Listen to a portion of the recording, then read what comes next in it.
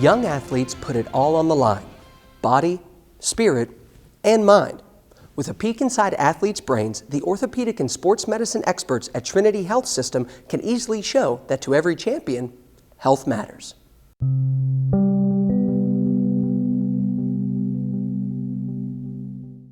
Football's the hot topic nowadays. There's no, perfect scenario where there's a helmet or a mouthpiece or anything like that that can prevent it. The only really good research is that neck strengthening actually helps it. And you do see that a lot with impacts, people button heads and whatnot. Soccer's also very high on the list with, all sorts of knee to the head or they repetitive small trauma with heading the ball. Those all kind of lead to concussion symptoms and signs. I tell people to imagine a piece of Jell-O, and if you watch it hit the table in slow motion, it's going to expand out and come back together and wiggle around a little bit. And so essentially that's what your brain is doing inside of your skull whenever you have one of these really bad traumas.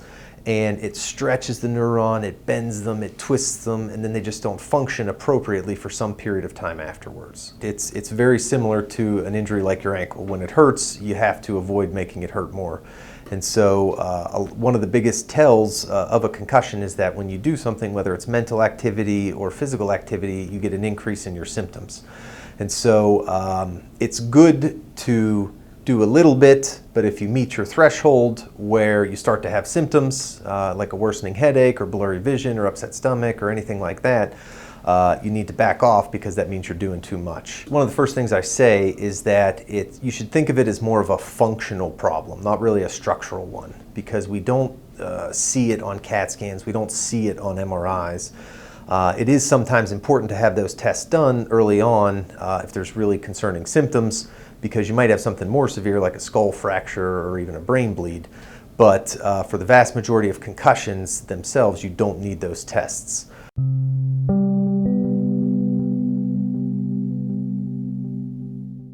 Other things we look for is, the real crazy things, I call crazy, seizures,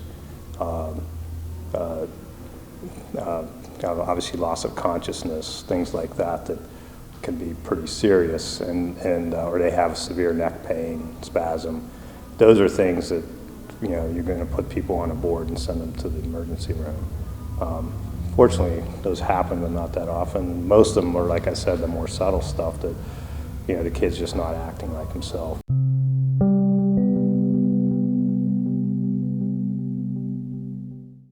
Some people walk in and they have the base, they're better in a week, see you later, we don't have to do anything. It kind of self-resolves. But up to 80% get better in 3 weeks. That leaves 20% that really don't get better. So after about 2 or 3 weeks, when we can kind of tell after we treated so many of these that you're kind of heading the expected path, or you're really not. We need to figure out what to do with you. We have some really great tools here from a rehabilitative standpoint that we don't have to send you to Cleveland or Pittsburgh or anything. In-house, we have some great rehabilitation tools and experts that can kind of walk you through how to get better.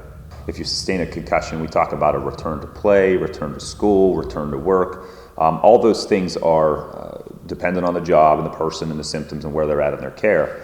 But in Ohio, they instituted a law, and across there's many states that have this as well, where you have to return to play after 5 consecutive days of activity, of graduated activity. So day one is just like, hey, let's just chill out, let's get you better once you're really and symptom free, and then as you kind of progress, you use some sport specific drills, then you go for a full practice. Once you've kind of cleared those 5 steps, you're good to go. One other real big important thing is to stay out of contact activities. You don't want to hit your head again, and that's a big important part of recovery because there's a lot of risks that go along with that that are very, very dangerous. They're rare, but they're dangerous.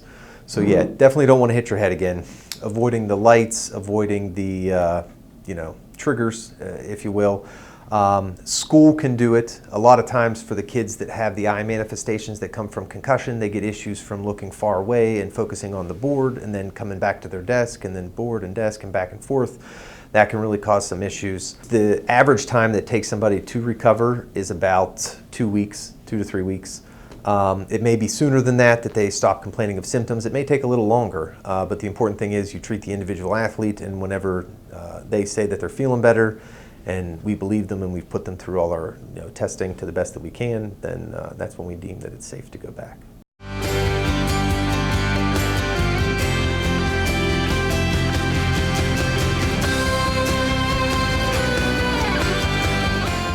orthopedic and sports medicine experts at Trinity Health System will return. The orthopedic and sports medicine experts at Trinity Health System will be back next week with part 2 on concussions, including baseline testing and how to keep your kids safe. So stay tuned, stay sharp, and stay on the field.